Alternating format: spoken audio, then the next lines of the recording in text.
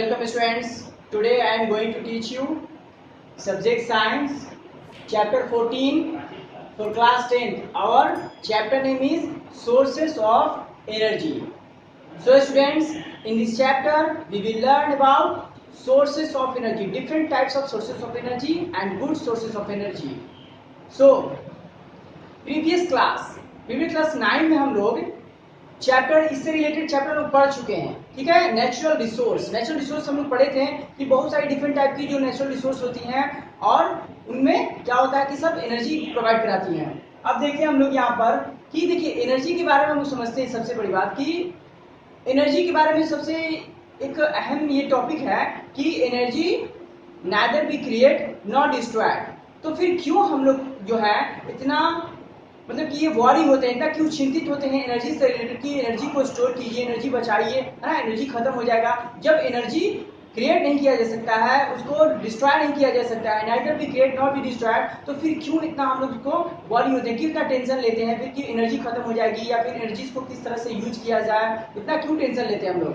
देखिए इसका आंसर ये कहा जाएगा कि एनर्जी जो होता है वो क्रिएट नहीं होता है और डिस्ट्रॉय भी नहीं होता है, लेकिन एक फॉर्म से दूसरे फॉर्म में वो क्या होता है कि वो कन्वर्ट हो जाता है। एनर्जी एक फॉर्म से दूसरे फॉर्म में कन्वर्ट हो जाता है, ठीक है। फॉर एग्जांपल अब जैसे कि मान लीजिए कोई किसी हाई एरिया से, ठीक है, ऊंचे जगह से, ऊंचे स्थान से क्या करेंगे, कोई प्लेट को हम लोग गिराते हैं, ठीक है, मेटल प्लेट को गिराते हैं, तो क्या होगा कि देखिए उसका जो पोटेंशियल एनर्जी है जब वो नीचे ग्राउंड पे गिरेगा तो क्या होगा, जब उसका पोटेंशियल एनर्जी जो है उस प्लेट का वो जब नीचे गिरेगा तो उस किसमें कन्वर्ट हो जाएगा, साउंड एनर्जी में कन्वर्ट हो जाएगा। वो नीचे गिरेगा तो आवाज करेगा, साउंड करेगा, तो उसका जो एनर्जी पोटेंशियल एनर्जी था वो अब साउंड एनर्जी में कन्वर्ट हो गया, ठीक है। तो इस तरीके से क्या है, फॉर एग्जाम्पल और कुछ एग्जाम्पल ले लेते हैं कि अगर हम लोग वैक्स को जलाते हैं, जो बर्निंग कैंडल होता है उसको हम लोग जलाते हैं, तो क्या होता है कि वो केमिकल एनर्जी जो उसके अंदर होता है वो जल करके किसमें क्या देगा, लाइट एनर्जी और आपको हीट एनर्जी देगा, ठीक है। तो वो क्या हो रहा है, कन्वर्ट हो जा रहा है, दूसरे एनर्जीज में कन्वर्ट हो जा रहा है, ठीक है। अब देखिए कुछ और एग्जांपल लेते हैं, जैसे कि अगर हम कुछ वाटर ले लेते हैं, वाटर को 75 डिग्री सी जिसका टेम्परेचर है अभी, उस वाटर का 75 डिग्री से टेम्परेचर लेते हैं और एक रूम में रख देते हैं जो कि जिसमें 25 डिग्री से वहाँ का टेम्परेचर है, तो क्या होगा, इन्वायरमेंट क्या करेगा, उसके हीट को एब्जॉर्ब करेगा। जो उसमें जो हीट निकल रहा है, एक्सोथर्मिक हीट निकल रहा है, वो हीट को वो क्या करेगा, इन्वायरमेंट में उसको कूल कर देगा, इन्वायरमेंट उसके सारे एनर्जी को ले लेगा, ठीक है। तो देखिए होता क्या है इसमें कि इन सब घटनाओं में एनर्जी जो है वो दूसरे फॉर्म में कन्वर्ट हो जाती है और ऐसे फॉर्म में कन्वर्ट हो जाती है जिससे कि हमको कोई यूजेबल नहीं है, वो दूसरे जो कामों में उसका यूज नहीं कर सकते हैं। इसी वजह से क्या होता है कि एनर्जी की जरूरत पड़ती है हम लोग को, जिस फॉर्म में चाहिए उस फॉर्म में नहीं मिल पा रहा है, वो दूसरे फॉर्म में कन्वर्ट हो जा रहा है, जिसकी वजह से हमारा यूज नहीं हो पा रहा है वो एनर्जी। इसीलिए एनर्जी जो है वो आपको हम लोग को क्या है, उसको स्टोर करना पड़ता है। एनर्जी के बारे में हम लोग बॉडी इसलिए करते हैं क्योंकि जिस फॉर्म में एनर्जी चाहिए उस फॉर्म में नहीं मिल पाता है, वो बर्न कर जाता है, जल जाता है, ठीक है। अच्छा फॉर एग्जांपल मान लीजिए जैसे कि हम लोग को पेट्रोल से एनर्जी मिलती है, अगर वो पेट्रोल जो है अब वो जल करके व्हीकल्स में पेट्रोल क्या करेगा, बर्न करता है, इंजन चलने से बर्न करता है, बर्न करके वो इन्वायरमेंट में चला जाता है, हीट के फॉर्म में निकल जाता है, तो वो क्या होता है, देखिए एनर्जी वो इन्वायरमेंट में चला गया, एनर्जी तो कन्वर्ट हो गया दूसरे फॉर्म में, लेकिन हम लोग को जिस फॉर्म में चाहिए था एनर्जी वो उस फॉर्म में तो मिला नहीं, वो तो वेस्ट हो गया, बर्न हो गया, तो फिर दूसरे पेट्रोल हम लोग को भराने पड़ते हैं गाड़ी में। तो इस तरीके से क्या है, हम लोग को थोड़ा सा टेंशन है कि एनर्जी को किस तरह से स्टोर किया जाए। अब हम बात हैं यहाँ पर, देखिए what is a good source of energy. Good source of energy क्या होता है, ठीक है, कैसे हम लोग कहेंगे कि ये गुड सोर्स ऑफ एनर्जी है, ये इसको डिसाइड कैसे करेंगे हम लोग। तो सबसे पहले इसीलिए वाइल सेलेक्टिंग ए फ्यूल, जब भी हम लोग कोई फ्यूल को सेलेक्ट करते हैं तो उसके लिए हमारे मन में बहुत सारे थॉट्स आते हैं, हमारे मन में आवर सेल्फ फॉलोइंग क्वेश्चंस, कुछ क्वेश्चंस आते हैं हमारे मन में, जिससे कि हम लोग सेलेक्ट करने से पहले कुछ हमारे क्वेश्चंस, हमारे थॉट्स आते हैं, कुछ क्वेश्चंस आते हैं हमारे माइंड में। ये क्वेश्चन कौन कौन से हैं, देखिए, how much heat does it release on burning, ये जो फ्यूल हमने सिलेक्ट किया है ये कितना बर्निंग करने के बाद कितना हीट हमें देगा, ये हम लोग को पहले क्वेश्चन दिमाग में आता है, उसी हिसाब से सिलेक्ट करते हैं। फिर दूसरा आता है does it produce a lot of smoke, क्या वो ज्यादा धुआं देगा, ये भी हम लोग सोचते हैं।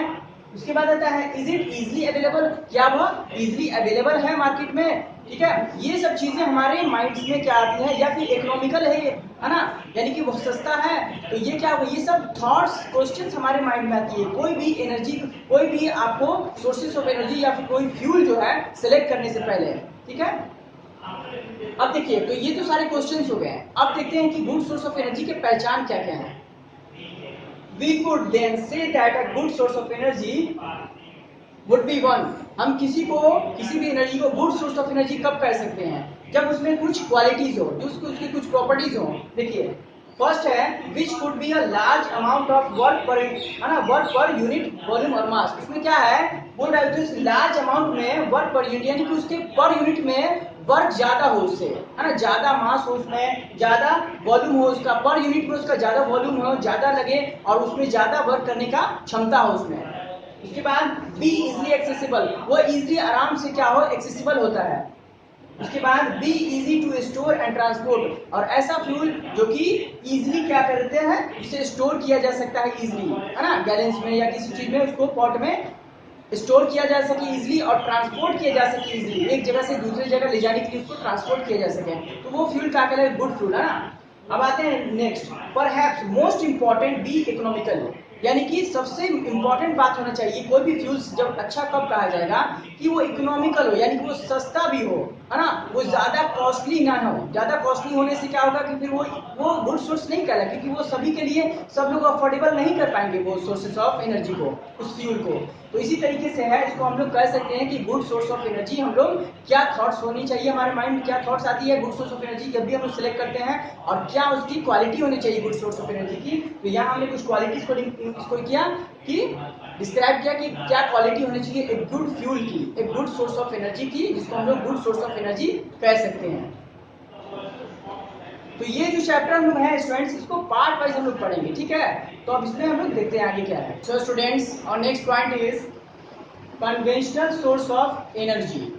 इसका मतलब होता है परंपरागत source of energy. Conventional means होता है परंपरागत, यानी कि जो पहले जमाने में इस्तेमाल हुआ करता था, परंपरागत तरीके से जो चला आ रहा है। तो देखिए, जो एंशियंट टाइम में मेन सोर्स ऑफ हीट क्या था, वुड था, लकड़ी, ठीक है।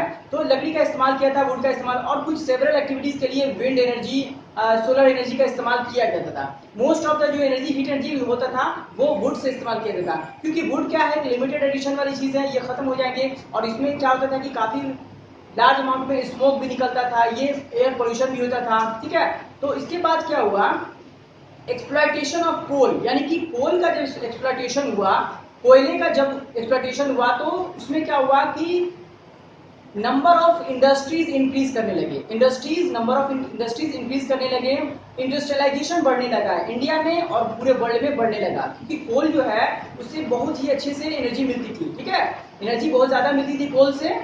उसके बाद जो है आपको क्या हुआ, इंडस्ट्रियलाइजेशन बढ़ने लगा, जिससे कि बहुत सारी डिफरेंट टाइप की फैक्ट्रीज और इंडस्ट्रीज बनने लगे, और लाइफ बहुत ही इजी हो गया हमारे लिए। उसके बाद आया पेट्रोलियम, ठीक है, पेट्रोलियम के भी जब एक्सप्लोरेशन हुआ, तो पेट्रोलियम निकलने से क्या होगा, हमारी टेक्नोलॉजी डेवलप होने लगी। पेट्रोलियम बनने से कि बहुत डिफरेंट टाइप के व्हीकल्स या फिर बहुत सारे मशीन्स जो ऐसे ऐसे बनने लगे जो पेट्रोलियम से चलते हैं। तो क्या हुआ कि लाइफ और इजी होने लगी। तो इसके बाद से क्या हुआ कि इसके कुछ डिमेरिट्स भी हुए हैं, ठीक है, डिमेरिट्स भी होने लगे, क्योंकि फॉसिल फ्यूल जो होता है, एक तो क्या है उसका डिमेरिट कि वो लिमिटेड एडिशन में है, उसको बनने में, फॉसिल फ्यूल्स को, पेट्रोलियम या कोल को बनने में मिलियंस ऑफ ईयर्स लग जाते हैं, मिलियंस ऑफ ईयर्स लग जाते हैं, और ये लिमिटेड एडिशन में अवेलेबल होता है, जिसको हम लोग कंजर्व करने की जरूरत पड़ती है। इसको लिमिटेड एडिशन में है तो उसको कंजर्व करना पड़ेगा, यानी कि अलार्मिंग रेट से नीचे इसको यूज करना पड़ेगा। उसका अलार्मिंग रेट से जब क्रॉस कर जाएगा तो फिर हमारे लिए डेंजरस हो जाएगा, फिर वो सोर्स खत्म हो जाएगा, सोर्स ऑफ एनर्जी, इसीलिए उसको कंजर्व करना पड़ता है। और दूसरा क्या है इसमें कि फॉसिल फ्यूल जब भी बर्न होता है तो स्मोक निकलता है, यानी कि वो उसमें एयर पोल्यूशन देता है, एयर पोल्यूशन हो जाता है। हम लोग क्लास 9 में ही पढ़ चुके हैं नेचुरल रिसोर्स में कि एयर पोल्यूशन का कॉजेज है फॉसिल फ्यूल। तो फॉसिल फ्यूल से क्या होता है कि जब बर्न करता है, गाड़ियों से जो व्हीकल से निकलते हैं धुएं, या फिर हम लोग को इंडस्ट्री से बड़े बड़े, है ना, इंडस्ट्री से क्या होते हैं कि जो स्मोक निकलते हैं फॉसिल फ्यूल बर्न होने से, उससे क्या होता है कि एयर पोल्यूशन होता है, जो कि इन्वायरमेंट के लिए बहुत ज्यादा और ह्यूमन लाइफ के लिए खतरनाक है, डेंजरस है। तो फॉसिल फ्यूल हुआ। उसके बाद जो है हम लोग देखेंगे अभी, देखिए थर्मल पावर प्लांट, ये भी सोर्सेस ऑफ एनर्जी है, ठीक है, थर्मल पावर प्लांट जो है, इसीलिए उसको देखिए, ये फॉसिल फ्यूल को अवॉइड करने के लिए, जैसे कि फॉसिल फ्यूल तो लिमिटेड एडिशन में है, तो फिर दूसरा कोई टेक्निक जो एक्सटर्नल जो सोर्स ऑफ एनर्जी है उसको डेवलप करने के लिए ह्यूमन क्या करने लगे उसको डेवलप करने लगे एक्सटर्नल सोर्स ऑफ एनर्जी, क्योंकि ये ट्रेडिशनल सोर्स ऑफ एनर्जी जो था ये तो लिमिटेड एडिशन में है, फॉसिल फ्यूल जो है आपका या वुड है, ये सब लिमिटेड एडिशन में है, उसके और काफी डिमेरिट्स भी है उसके, बहुत सारी चीजें हैं। तो उसके बाद क्या हुआ, देखिए थर्मल पावर प्लांट का ये यूज होने लगा। थर्मल पावर प्लांट क्या होता है, थर्मल पावर प्लांट देखिए यहाँ पर सबसे पहले हम इस पहले एक्टिविटी को समझ लेते हैं, उसके बाद थर्मल पावर प्लांट को समझेंगे। देखिए ये एक्टिविटी में क्या किया गया, एक प्रेशर कुकर लिया गया है जिसमें देखिए नीचे से हीट दिया जा रहा है, उस पर जो इसके टिप पर जो सीटी लगी होती है उसको निकाल दिया गया है, वहां से एक पाइप लाया गया और पाइप में देखिए यहाँ पर क्या चीज है, ये चीज एक टेनिस बॉल है, टेनिस बॉल में ये मेटल ब्लेड लगाए गए हैं, मेटल ब्लेड को चिपकाए गए हैं और उसमें एक देखिए वायर लगा करके ये साइकिल का डायनेमो यूज किया गया है, साइकिल का डायनेमो यूज किया गया है और डायनेमो से फिर कनेक्ट करके एक बल्ब को कनेक्ट किया गया है। तो ये क्या हो रहा है कि जब इसका प्रेशर निकलेगा, जब कुकर में जब प्रेशर बनेगा तो एयर बाहर निकलेगा और ये स्टीम जो है, ये स्टीम का जो दूसरा सिरा है पाइप का, वो इस बॉल पर ला करके छोड़ेंगे, है ना, बॉल पर ला कर रखेंगे। जब इसका स्टीम जो है निकलेगा तो इस बॉल को मूव कराएगा, इस यानी कि इस प्लेट को मूव कराएगा, ये प्लेट मूव होने लगेगा तेजी से, मूव होने के बाद डायनेमो में जाएगा,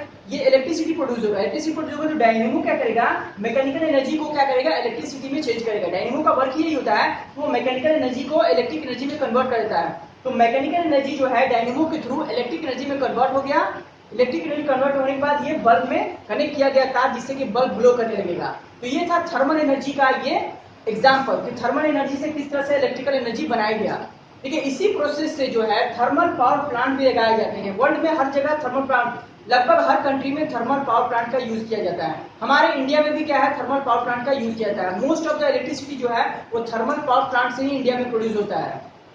कैसे, देखिए वहां पर क्या किया जाता है, जैसे यहाँ पर स्टीम बनाने के लिए क्या किया गया, यहाँ पर हीट दिया गया है, तो वहां पर पावर प्लांट में क्या होता है कि फॉसिल फ्यूल का इस्तेमाल किया जाता है, कोल का या फिर पेट्रोलियम का यूज किया जाता है या फिर अदर चीजों का यूज किया जाता है, जिससे कि हीट प्रोड्यूस हो, और हीट प्रोड्यूस होने के बाद स्टीम जो निकलेगा, हाफ जो निकलेगा, उससे टरबाइन को घुमाया जाता है। देखिए इस तरह का टरबाइन वहां लगा होता है, बहुत ही हेवी टरबाइन मेटल्स का, जो कि इसको घुमाया जाता है। घुमाने के बाद क्या होता है कि डायनेमो क्या करता है, उसको इलेक्ट्रिसिटी को, वहां भी बड़े बड़े डायनेमो लगे हैं, इलेक्ट्रिसिटी को क्या, ये मैकेनिकल एनर्जी को क्या करता है, ये टरबाइन का जो मैकेनिकल एनर्जी है जिससे कि इलेक्ट्रिसिटी प्रोड्यूस हो रहा है, उसको ये डायनेमो इलेक्ट्रिक करंट में कन्वर्ट कर देगा, यानी कि मैकेनिकल एनर्जी को इलेक्ट्रिकल एनर्जी में कन्वर्ट करके वो फिर इलेक्ट्रिसिटी प्रोड्यूस हो जाएगा, इलेक्ट्रिसिटी बन जाएगा, ठीक है। तो उसको स्टोर करके फिर ट्रांसफार्मर के थ्रू हमारे घरों में आता है, बिजली हमारे शहरों में, हमारे गाँव में, इस तरीके से लाया जाता है उसको। तो ये था थर्मल पावर प्लांट, ठीक है। तो आई कैन, आपको समझ में आ चुका होगा कि ये थर्मल पावर प्लांट जो है किस तरह से वर्क करता है। ये सेम इसी तरह से वर्क करता है जैसे ये जो प्रेशर कुकर जो है ये यूज हो रहा है, इससे इलेक्ट्रिसिटी बना रहा है, सेम इसी तरीके से। सो स्टूडेंट्स, और next topic is hydro power plant. Thermal power plant complete हो चुका है, अब हम लोग देखेंगे hydro power plant. Hydro means क्या होता है, वाटर, ठीक है, केमिकल भाषा में इसको वाटर कहा जाता है, हाइड्रो को। तो देखिए वाटर से किस तरीके से यहाँ पर पावर प्लांट से किस तरह से इलेक्ट्रिसिटी यूज बनाया जा रहा है, ठीक है, एनर्जी सोर्सेस ऑफ एनर्जी को कैसे कन्वर्ट किया जा रहा है। देखिए यहाँ पर ये तो नेचुरल रिसोर्स है आपका, वाटर का है नेचुरल रिसोर्स, उससे क्या किया जा रहा है, उसको मॉडिफाई करके इलेक्ट्रिसिटी प्रोड्यूस किया जा रहा है। किस तरीके से प्रोड्यूस किया जाता है देख सकते हैं हम लोग, आइए तो इसको हम लोग समझेंगे।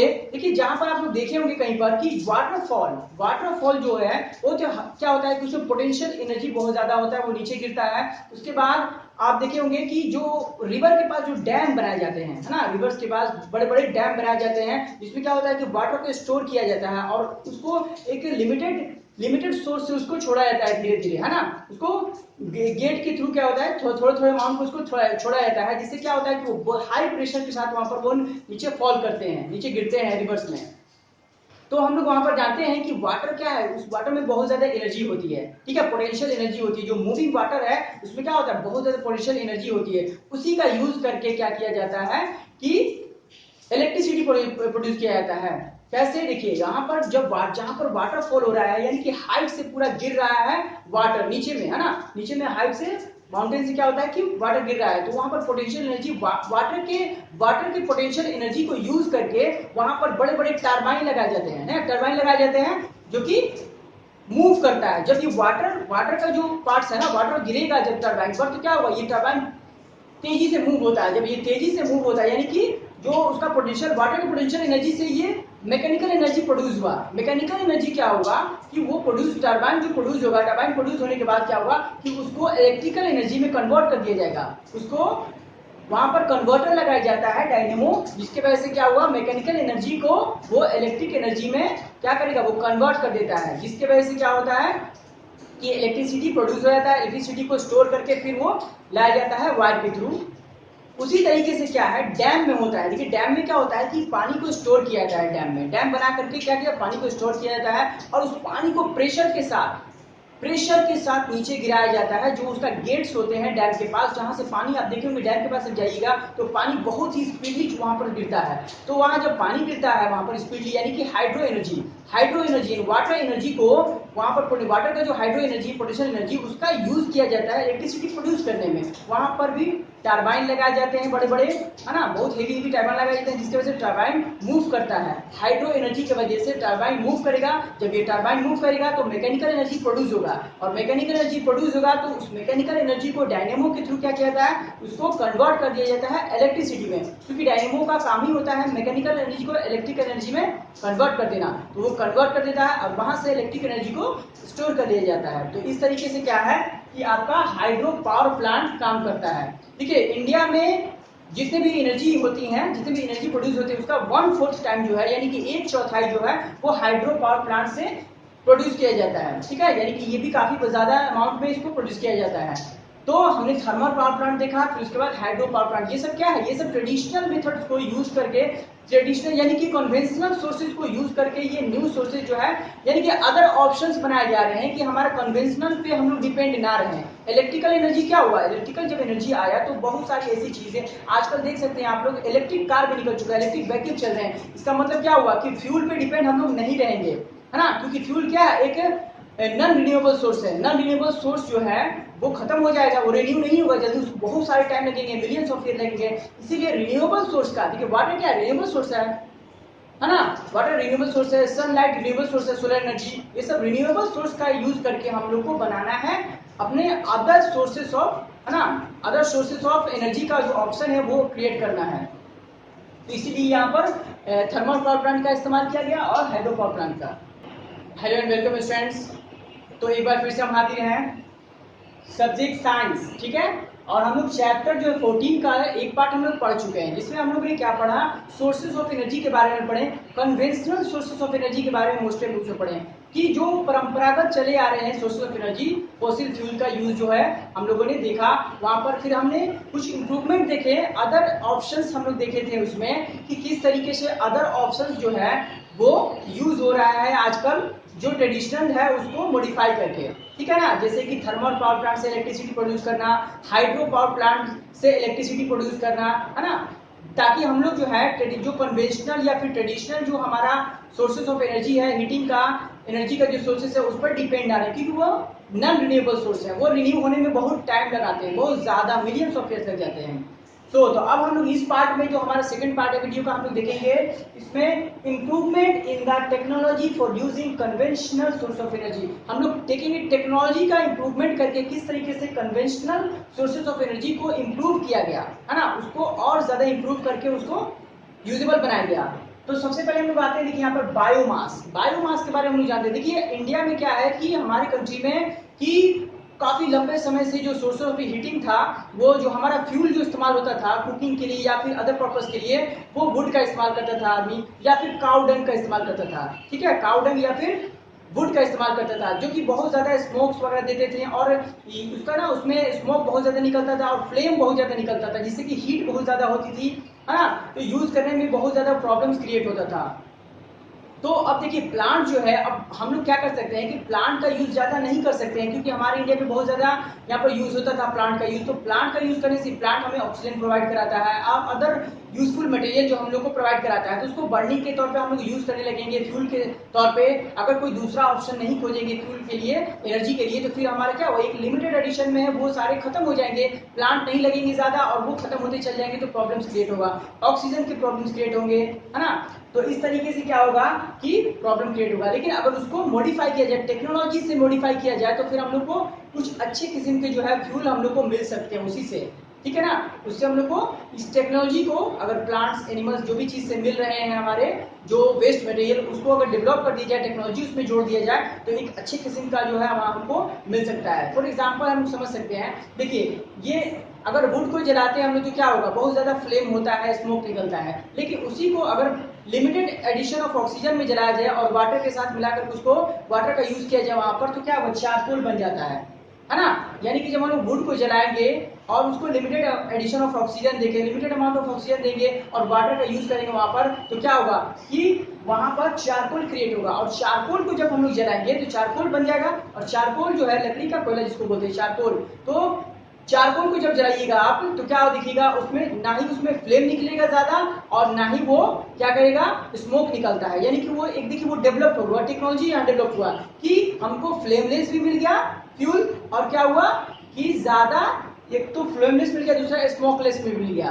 यानी धुआं भी नहीं करेगा, ये स्मोक भी नहीं करेगा और ये ज्यादा हीट भी नहीं प्रोड्यूस करेगा, फ्लेम भी प्रोड्यूस नहीं करेगा, जिससे कि क्या हुआ कि परेशानी हुआ वहां पर कुकिंग में या फिर अदर कोई पर्पस में। तो चारकोल क्या है, एक डेवलप्ड पार्ट है, टेक्नोलॉजी से डेवलप किया गया है इसको।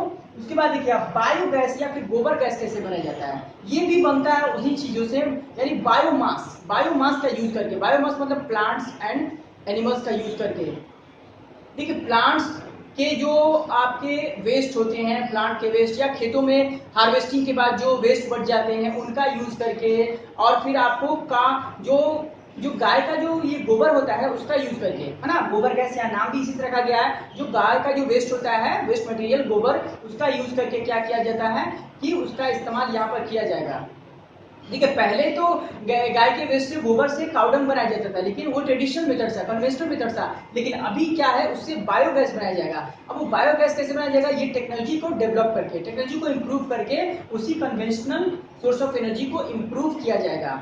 देखिए वहां पर एक प्लांट बनाया जाता है, इसके लिए गोबर गैस का प्लांट बनाया जाता है, बायोगैस प्लांट बनता है, जहां पर ये इनका कैसे इस्तेमाल होता है, कैसे इससे बनाया जाता है, ये हल्का हम लोग समझ जाता है। यहाँ पर इसको हम समझ लेते हैं। देखिए यहाँ सबसे पहले क्या किया जाता है, टैंकर बनाया जाता है, ठीक है, उसमें बहुत सारी पाइप निकले होते हैं। एक तो सबसे पहले पाइप बना रहेगा जिसमें से हम लोग, बहुत बड़ा टैंकर होता है जिसमें कि क्या होता है कि गाय का जो गोबर है या फिर जो भी प्लांट में जो वेस्ट है, जो जो जो डिकेइंग जो वेस्ट होते हैं, जो सड़े हुए, जैसे घरों में खाने वाने जो बच जाते हैं या फिर फूड मटेरियल सड़ जाता है, उनको सब उसमें उस टैंकर में डाल दीजिए। ठीक है, उसमें डाल देने से क्या होगा कि वो उसमें डिकेइंग होगी, कुछ दिन तक उसमें सड़ेंगे, या काउडंग जो भी वेस्ट जो आपका बायो वेस्ट है, समझ रहे, बायो वेस्ट का मतलब समझ रहे हैं आप कि जो आपको एनिमल से वेस्ट मिल रहा है या प्लांट से वेस्ट मिल रहा है ना, जो घरों में खाने पीने की जो चीजें हैं एनिमल या प्लांट से मिलते हैं, वो सब अगर यूजलेस है तो उसको क्या करके प्लांट में डाल देंगे। वहां कुछ दिनों के बाद वो डिकेइंग होंगे, सड़ेंगे, तो सड़ने के बाद क्या होगा कि वहां पर वो उनको जो बैक्टीरिया है उनको डिकम्पोज कर देंगे। डिकम्पोज करने के बाद वहां से मीथेन गैस प्रोड्यूस होगा, ठीक है, जिसको ही बायोगैस कहा जाएगा आगे चल के। ये मीथेन गैस जब प्रोड्यूस होगा तो वो आगे चल के क्या होगा कि वो मीथेन गैस ऊपर प्लांट के थ्रू क्या होगा कि वो एक पाइप वहां पर निकला होता है, ठीक है, एक पाइप निकल, टैंकर में एक पाइप होता है, उस पाइप में क्या होगा कि वहां से एक पाइप निकल करके उसको कनेक्ट कर दिया जाएगा सिलेंडर में, और सिलेंडर में उसको कनेक्ट करने के बाद क्या होगा कि वहां से उस मीथेन गैस को स्टोर कर लिया जाएगा, और जो बाकी जो वेस्ट बचेंगे आपके कहां पर, बॉयलर में जो वेस्ट बच जाएंगे उनको क्या किया जाएगा कि उनको उनमें से जो एक्स्ट्रा वाटर है उसको रिलीज कर दिया जाएगा, और उसके बाद वो जो सीठा बच जाएगा, वो फालतू जो वेस्ट बच जाएगा उसको फर्टिलाइजर, वो भी वेस्ट नहीं है, उसका फर्टिलाइजर बनाया जाएगा। यानी वो फर्टिलाइजर की तरह यूज होता है, मैन्योर, नेचुरल फर्टिलाइजर की तरह यूज किया गया है, जो कि फार्मर्स उसको यूज कर लेते हैं अपने खेतों में डाल करके, जिससे कि खेत क्या हो जाते हैं, पूरा फर्टिलाइज हो जाता है, बहुत ज्यादा एक नेचुरल फर्टिलाइजर भी क्रिएट हो जाता है। इस तरीके से क्या बनता है, बायोगैस, ठीक है, जो कि बहुत ज्यादा यूजफुल है, और इसमें कोई भी फ्लेम नहीं निकलता है और उसमें कोई भी स्मोक नहीं निकलता है। तो ये एक डेवलप पार्ट हो गया, ये क्या हुआ, एक डेवलप टेक्नोलॉजी से पार्ट हुआ, ठीक है, डेवलप टेक्नोलॉजी हुआ। इस टेक्नोलॉजी के हेल्प से क्या हुआ कि कन्वेंशनल सोर्स ऑफ एनर्जी को डेवलप किया गया, ठीक है ना। तो ये था हमारा बायोगैस, इसको गोबर गैस भी कहा जाता है, क्योंकि उसमें गोबर का इस्तेमाल से बनाया जाता है, इसलिए इसको गोबर गैस भी कहा जाता है। तो ये इससे क्या होता है, इससे इलेक्ट्रिसिटी भी बन सकती है, इससे इलेक्ट्रिसिटी से बल्ब भी जलाया जाता है गाँव वगैरह में जो है, इसका जहाँ पर की इलेक्ट्रिसिटी नहीं पहुंच पाती है तो बायोगैस का या गोबर गैस का इस्तेमाल करके लोग क्या करते हैं, इसका बल्ब वगैरह जलाते हैं, इलेक्ट्रिसिटी प्रोड्यूस करते हैं इससे, या बहुत सारी चीजों में इसका इंडस्ट्री में भी यूज होता है। तो ये था हमारा क्या, biomass. So students, our next point is देखिए यहाँ पर technology for using conventional source of energy. First में हम लोग क्या पढ़े थे, बायोमास। बायोमास का हम लोग यूज देख चुके हैं कि बायोमास से कैसे बायोगैस बनाया जा रहा था, ठीक है, इंप्रूवमेंट किया जाता था उसमें सोर्सेस ऑफ एनर्जी में, जो कन्वेंशनल सोर्सेस ऑफ एनर्जी है उसमें इंप्रूवमेंट ला करके बायोमास बनाया गया था। अब हम लोग देखेंगे विंड एनर्जी। देखिए विंड एनर्जी जो है इसमें यानी विंड का हेल्प किया जाता है, इसमें हवा का यानी कि विंड पावर का यूज किया जाता है। इसमें काइनेटिक एनर्जी होती है। विंड क्या होती है, काइनेटिक एनर्जी का यूज करके विंड मिल के थ्रू, विंड मिल आप देखे होंगे बड़े बड़े टावर्स लगे होते हैं जिसमें कि ब्लेड्स फैन लगे होते हैं, बहुत ही हेवी हेवी फैन लगे होते हैं, उनमें विंड के काइनेटिक एनर्जी का यूज करके इलेक्ट्रिसिटी प्रोड्यूस किया जाता है। ठीक है, इसमें क्या किया जाता है, आप देखे होंगे कि बहुत हाइट पर टावर लगाए जाते हैं, इसके लिए बहुत ही हाई प्लेस को यूज किया जाता है। हाइट पर जो माउंटेन्स एरिया है उधर पे उसको यूज किया जाता है, जहाँ पर कि बहुत तेज हवा यानी विंड बहुत तेज चलता हो। विंड यानी कि एटलीस्ट कम से कम 15 kilometre per our, 15 kilometre per our का जहाँ पर जिस एरिया में विंड चलता हो वहां पर विंड मिल स्टेबलाइज किया जाता है। और विंड मिल से कैसे बनाया जाता है इसको हम समझेंगे। विंड मिल में क्या होता है कि देखिए उसके जो टावर होते हैं उसके टावर के टॉप पर क्या होता है कि फैन लगे होते हैं। आप देखे होंगे कि फैन लाइक स्ट्रक्चर बना होता है, इसे क्रॉस सेक्शन में फैन, वो क्या होता है कि विंड के काइनेटिक एनर्जी के वजह से मूव करता है। जब ये मूव करता है काइनेटिक एनर्जी से विंड के, तो क्या करेगा, वो विंड करने से मैकेनिकल, जैसे कि वो कुकर वाला हमने एग्जांपल दिया था कि वो कुकर के स्टीम से क्या होता है, बॉल जो टेनिस बॉल घूम रहा था, तो मैकेनिकल एनर्जी प्रोड्यूस होगा। जब वो मूव करेगा तो नीचे उसके टावर के बॉटम में टरबाइन लगा होता है जिससे कि टरबाइन मूव करेगा। ठीक है, तो टरबाइन मूव करेगा तो क्या होगा कि वहां पर आपको मैकेनिकल एनर्जी से कन्वर्ट करके इलेक्ट्रिकल यानी कि विंड एनर्जी जो है वो कन्वर्ट हो गया किसमें, मैकेनिकल में। ठीक है, और मैकेनिकल एनर्जी जो है उसको कन्वर्ट किया जाएगा इलेक्ट्रिकल एनर्जी में, तो वो इलेक्ट्रिसिटी वहां पर जनरेट होगा और जनरेट होकर के उसको जनरेटर में उसको स्टोर कर लिया जाएगा। स्टोर करने के बाद उसको फिर प्रोवाइड किया जाएगा। ठीक है, तो इस तरीके से इंडिया के बहुत सारे एरियाज में जो हाई माउंटेन एरियाज हैं या फिर वर्ल्ड में भी इस तरह के बहुत सारे बनाए गए हैं कि विंड विंड है ना, विंड मिल बनाए गए हैं, जिससे क्या होता है कि विंड एनर्जी को कन्वर्ट करके आपको इलेक्ट्रिसिटी प्रोड्यूस किया जाता है। तो उसके लिए भी देखिए यहाँ पर विंड स्पीड कितना होनी चाहिए, required 15 kilometre per hour wind का स्पीड होना चाहिए। फिर क्या होना चाहिए, for a 1 megawatt generator the farm need about 2 hectare. अगर 1 मेगावाट जनरेटर जनरेट करना है, अगर 1 मेगावाट का जो है आपको इलेक्ट्रिसिटी प्रोड्यूस करना है तो आपको कितना, 2 हेक्टेयर के फील्ड चाहिए। और फील्ड भी कैसा चाहिए, जहां पर आपका ये हाई एरिया में, जहां पर कि wind speed 15 kilometre per our चलता हो, वहां पर विंड मिल स्टेबलाइज किया जाता है। और उस विंड मिल से क्या होता है कि एयर के यानी कि विंड के काइनेटिक एनर्जी को कन्वर्ट किया जाता है किसमें, इलेक्ट्रिकल एनर्जी प्रोड्यूस करने में इसका इस्तेमाल किया जाता है। और ये इको फ्रेंडली होता है क्योंकि इसमें किसी तरह का कोई हार्मफुल गैस या केमिकल्स बर्निंग ये सब, उसमें कोई भी स्मोक्स ये सब झंझट नहीं होती उसमें, ये इको फ्रेंडली होता है। और ये बहुत ही ये क्या होता है कि इकोनॉमिकल होता है, इसमें खर्च भी बहुत ही कम आता है। ठीक है, तो इसका इस्तेमाल बहुत ज्यादा किया जाता है इंडिया के साउथ रीजन में जो है उधर ज्यादा किया जाता है इसका इस्तेमाल, विंड मिल जो है लगाए जाते हैं। तो इस तरीके से, और इसको इस तरीके से बनाना चाहिए, हाइट पर तो इसको लगाना चाहिए है ना, हाइट वाले एरिया में, क्योंकि हाइट वाले एरिया में क्या होते हैं कि विंड स्पीड ज्यादा होता है, वहां पर इसको लगाया जाता है। और इसको इस तरीके से इस ढंग से इसको बनाया जाता है ताकि इसको सन से, स्टॉर्म से, वोल्केनो है ना, उससे फिर जाके आपको साइक्लोन से इसका प्रोटेक्शन किया जा सकता है ना, किया जा सके। इस तरीके से इसको डिजाइन किया जाता है ताकि इस पर कोई इफेक्ट ना पड़े किसी भी चीज का, जो इन्वायरमेंटल डिजास्टर है उनका कोई इसमें कोई इस पे हार्मफुल ना पहुंचे। तो ये था हमारा विंड एनर्जी। ठीक है, तो हम लोग देखे थे कि हाइड्रो एनर्जी से किस तरीके से उसको कन्वर्ट किया गया। इससे पहले हम लोग देखे थे ना हाइड्रो एनर्जी। हाइड्रो एनर्जी में भी क्या था कि हो रहा था टेक्नोलॉजी का इस्तेमाल, यानी कि नेचुरल रिसोर्स का, जो ट्रेडिशनल जो रिन्यूएबल सोर्स हैं उनका यूज करके, रिन्यूएबल वाटर रिन्यूएबल होता है ना, और आपको विंड भी क्या है, रिन्यूएबल सोर्स ऑफ एनर्जी है। फिर सोलर एनर्जी, वो भी रिन्यूएबल सोर्स ऑफ एनर्जी है। तो इस तरीके से जो है कि हम लोग अभी इसका नेक्स्ट पार्ट में हम लोग जब बनाएंगे तो उसमें पढ़ेंगे सोलर एनर्जी और उससे रिलेटेड बहुत सारी चीजें पढ़ेंगे।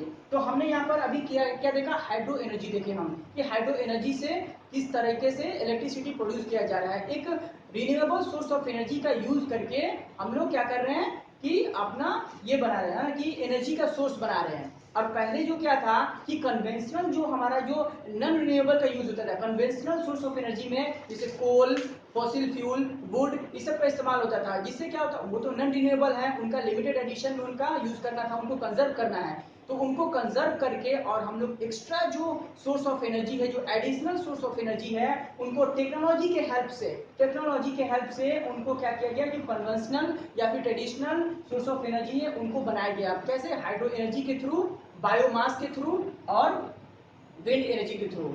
सो स्टूडेंट्स, तो यहाँ पर आकर के हम लोग इस पार्ट को इन करते हैं। तो हमारा फर्स्ट पार्ट हम लोग ने देखा, फिर सेकंड पार्ट बना, अब इसका जो थर्ड पार्ट और फोर्थ पार्ट जो भी बनेगा, इसके नेक्स्ट वाले पार्ट बनेंगे, उसमें जो बचे हुए रिमेनिंग पॉइंट्स हैं उनको डिस्कस किया जाएगा। ओके, आई होप अब यहाँ तक जितने भी टॉपिक हमने पढ़ाया, ये पार्ट 1 और पार्ट 2 में, आई होप आपको समझ में आ चुका होगा अच्छे से। Okay, thank you for watching this video, have a nice day.